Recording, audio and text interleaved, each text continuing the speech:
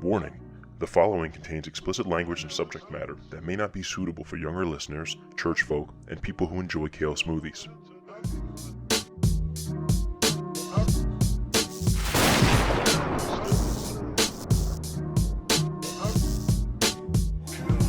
Ladies and gentlemen, welcome back to A Pod Amongst Men. I'm your host, Steve B., and these are coffee break conversations for the 21st century. So, back, boy, a lot of shit's gone on since the last time I talked to you, fine folks. As you guys, anybody who's been listening to the show for a while probably already knows, my lovely wife, Betty B., has been pregnant, and she was due the end of May. But the little man inside her stomach decided otherwise, so he showed up a month and a half early. And, it was a little crazy. Very, caught us by surprise, as these things tend to do a lot of times. So, luckily, everything turned out all right. So, I'll give you the basic synopsis of what happened. So, scheduled to go in for a routine ultrasound, and when they did the ultrasound, they noticed that the amniotic fluid was a little low. So they said, that's not good. Now, I don't know if you guys knew this. This was news to me, but apparently amniotic fluid is made up mostly of urine, the baby's urine. Blew my mind. Totally blew my mind. I don't know about the rest of you, but I was not expecting that. I don't know why. I mean, it's just a crazy thing. Big guy's basically in there swimming in his own piss. I haven't done that since I was a kid. But what that means, essentially, if the amniotic fluid is low, that means the baby's not producing urine, which means he's not getting the nutrients he needs, which generally means that he's, in this case, was tangled up in the umbilical cord, which, is bad because that's cutting off the baby's food supply. Food and everything, oxygen, all that stuff. So they wanted to keep her in the hospital and keep her under observation while they give her a few things to help the baby grow a little bit quicker. And they wanted to say, all right, that was a Monday. So they said, let's plan to get him out of here on Thursday, meaning to induce her into labor. Well, we went through the process of taking the meds she needed to help the baby grow a little bit. And then about, midnight, between Wednesday and Thursday, they noticed the vitals were looking a little shaky, so the doctors made the call to bring him out sooner rather than later, and it ended up being an emergency C-section. So, that's kind of scary to anybody who's not a doctor, I guess.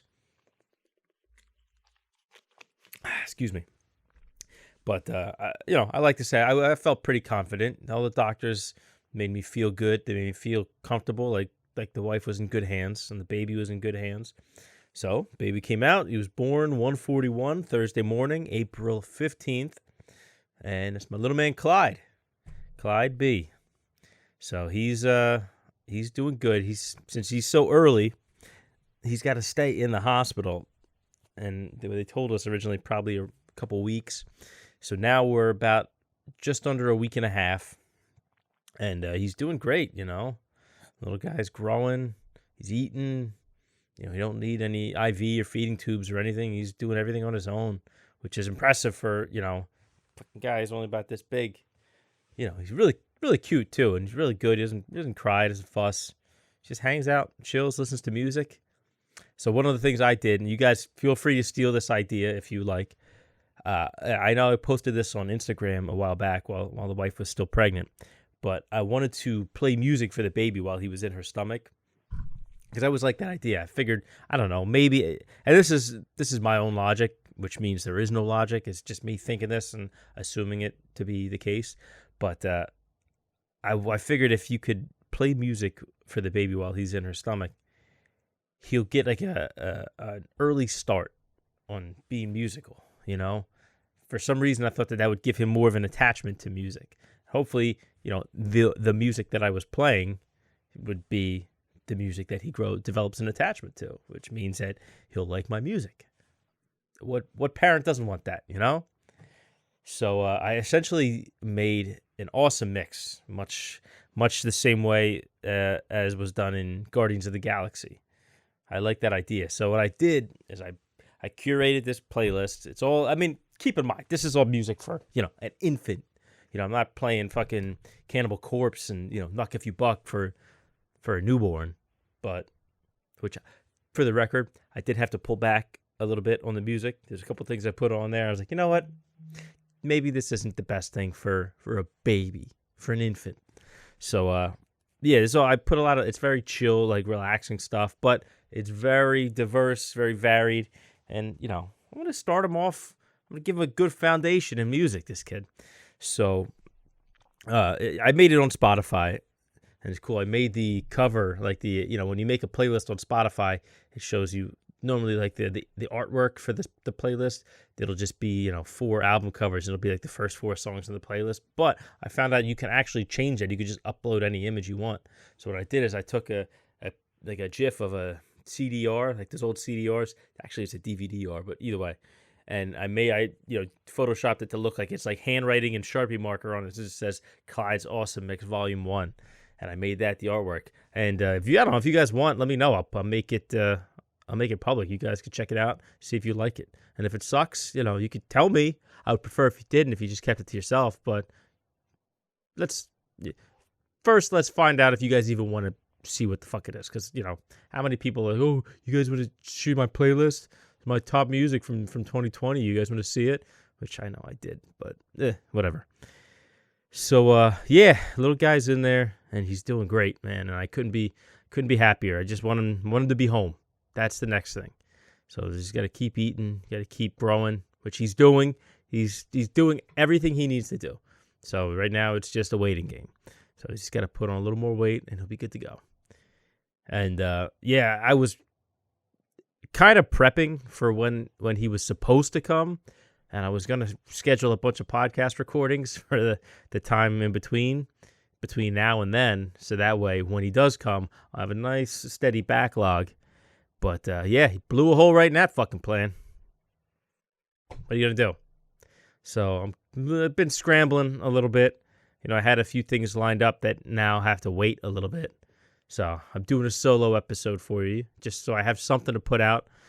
Last week I was lucky enough, shout out Retro at Retro Radio. Hope you guys enjoyed that conversation we had. It was a good one. I enjoyed it. I was happy to be able to release it here, but that wasn't technically supposed to be an A Pod Amongst Men episode. But Retro was kind enough to share that file with me, so I posted it here as well. So I hope you guys liked it. Make sure you go follow him. He's a nice dude, man. He's a great guy, and I really like talking to him, and I'm sure we're going to be collaborating again in the future.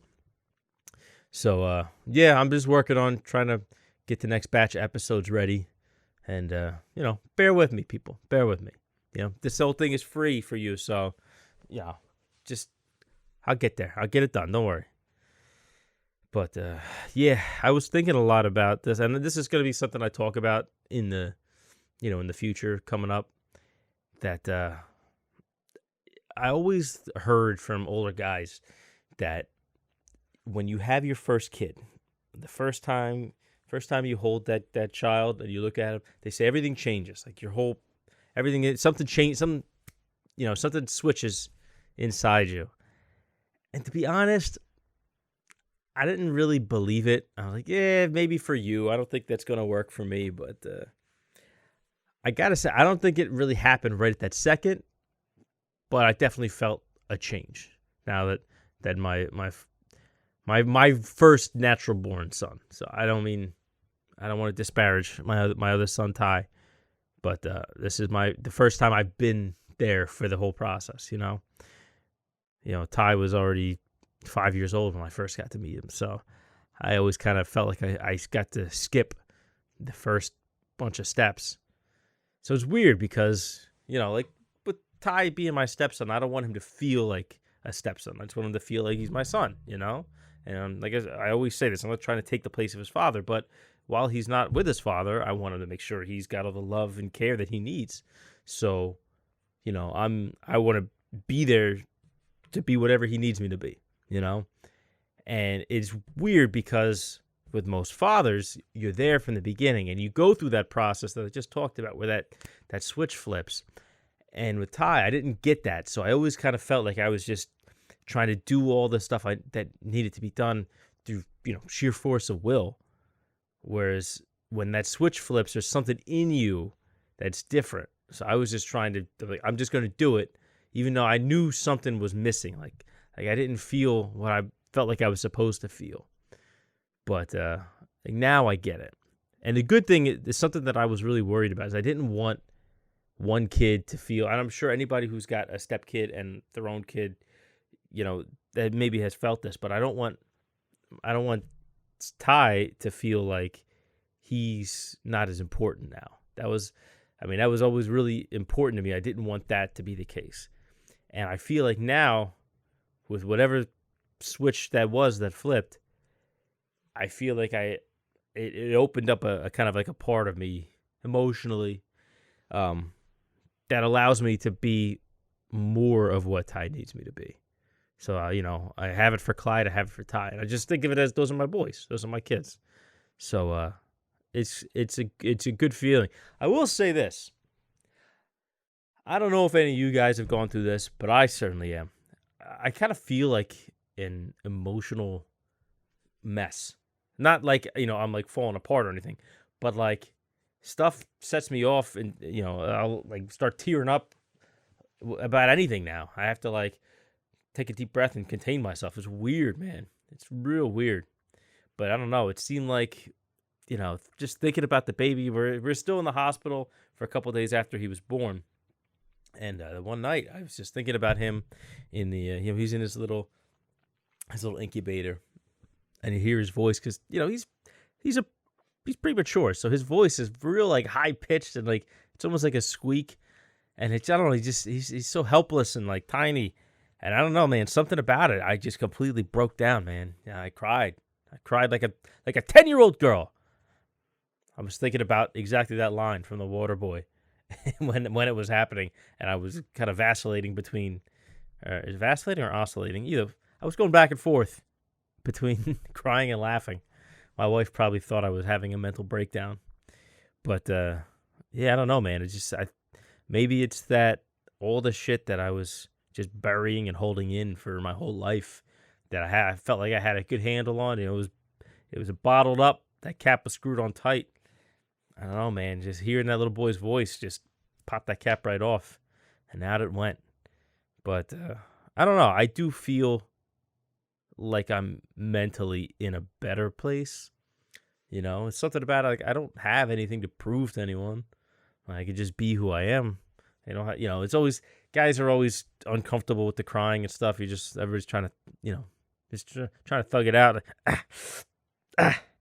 Yeah, I don't know. Maybe I guess I just don't have to do that anymore because that was me for, forever. And yeah, I just want to be a healthy human being so I could be a good dad for my sons. I don't want my own trauma, my own bullshit to bleed down onto them. And again, this is all stuff that we've talked about on the show a million times. So I hope you guys aren't getting bored already. But yeah, that's the update. So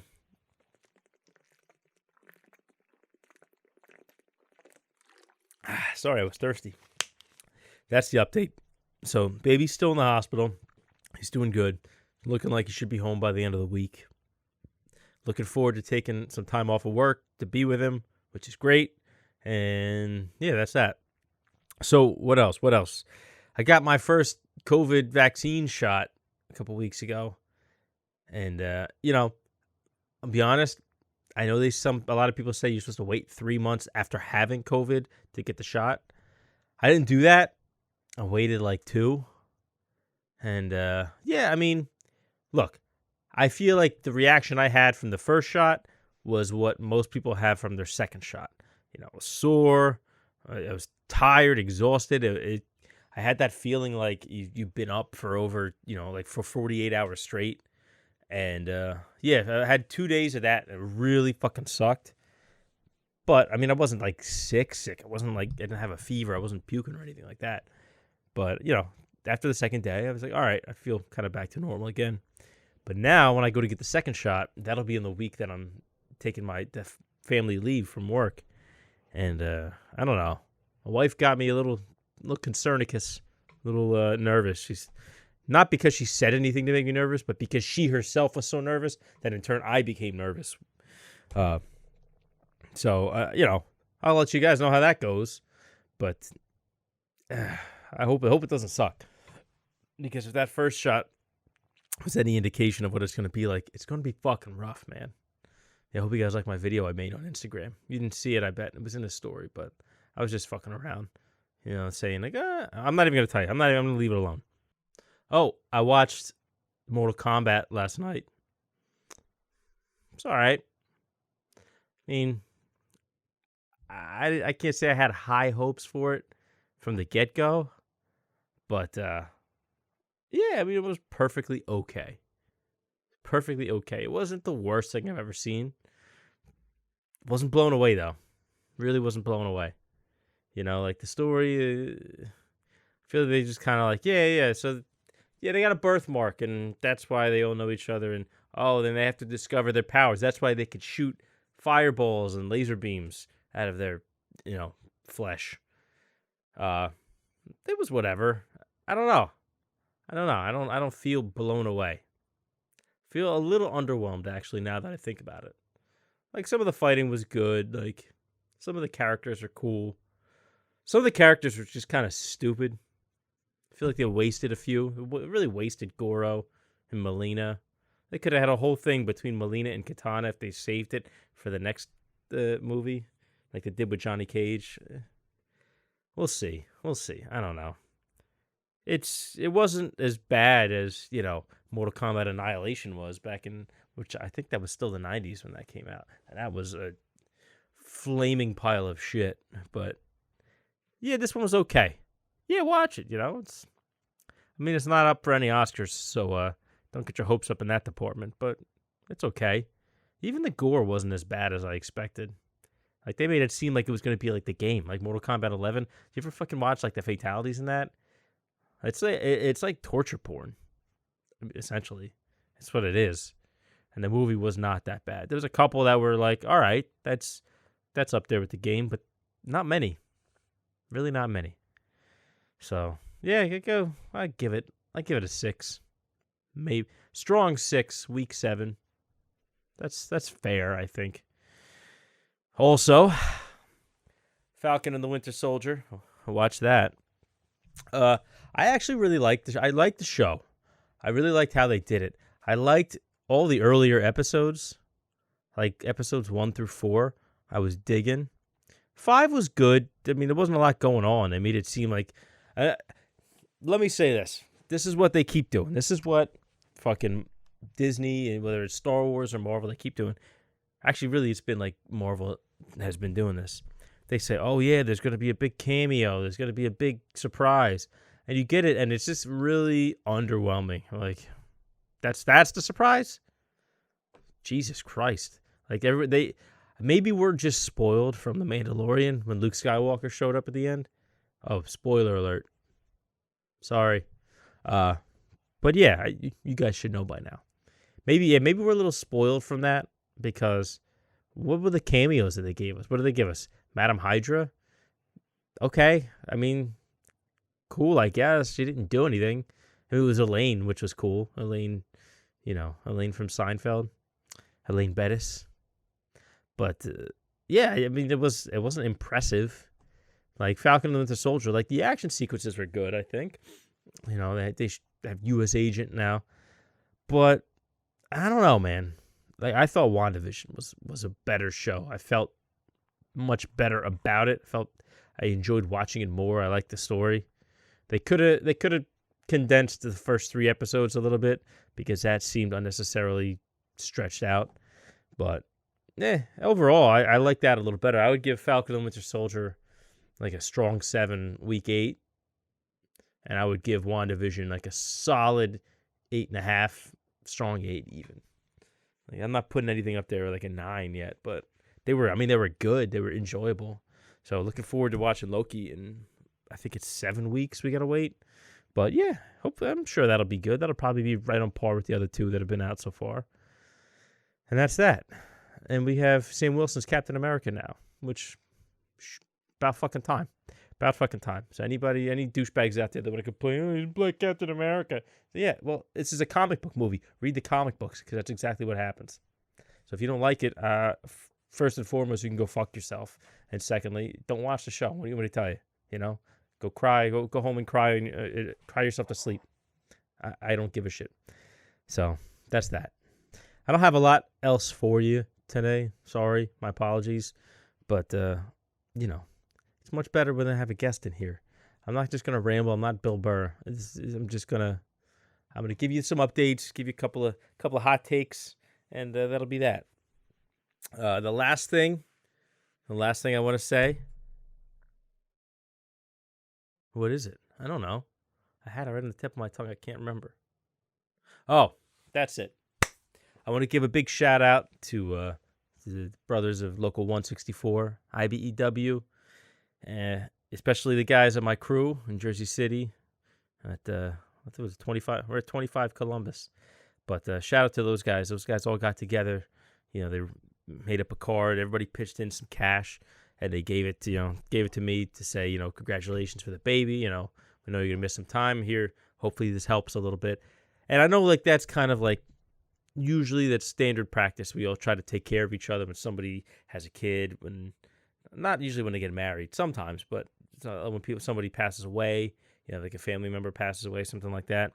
Everybody we put up a collection. We try to help out a little bit. And like that being said, I know it's kind of like a standard practice, but that was the first time I ever, you know, got one. So it was nice. It was, I don't know, it's a nice feeling, you know. I mean, they're not giving you fucking $10,000, but it's not the money that's important. It's the gesture of it. And even though, like, I know that's the tradition, it makes me happy to see it being continued. And it means something. So I appreciate it. So shout out to all the guys, you know, on my crew that all chipped in. If you didn't chip in, I hope you fall off your bike and knock out your 2 front teeth, you selfish son of a bitch. If you don't chip in, whatever. I'll just remember that. No, but everybody, I'm rambling here. I'm floundering is what I'm doing. So yeah, thank you to those guys. Thank you to everybody that reached out. You know, thank you to you know, all the fans, the listeners. I say fans, but the listeners, the audience. You know, all you fellas, all you ladies and gents that you know, leave comments and reach out. I appreciate everything. And yeah, I'll show the boy on the show once he's home. You know, once he's home, I'll bring him in here. He don't make no noise, so he's not gonna be a bother. You guys can look at his beautiful face. His name is Clyde. I'll call him C, like Bronx Tale. Oh, C, come here. What's the matter with you? That's really all I got for you guys today. So my apologies, it's not longer, but hopefully next week we can get back on track. I can, you know, get this show on the road again because it's been fucking crazy. It's really been hectic. And that's that. So, if you guys want to follow me on Instagram and Twitter, A Pot Amongst Men, at A Pot Amongst Men. Just like that, no spaces, because they don't do spaces on those apps. You know, make sure you guys listen to the show. We're available wherever you get your podcasts, Spotify, iTunes, Google Play, Amazon Podcasts, SoundCloud, iHeartRadio, Stitcher. Wherever you get your podcasts, we are there. And again, thank you very much for everybody for fucking with us. And that's it. Oh, YouTube. How can I forget YouTube? Make sure you subscribe on YouTube. You know, I'm going to have more episodes coming every week. And I'm going to have little shorter clips from episodes coming out every week as well. So hopefully that'll kind of give you a little more content to absorb on YouTube. Maybe it'll attract some people to the show. I don't know what I'm doing. All right, guys. That's it. I'll see you later. Peace.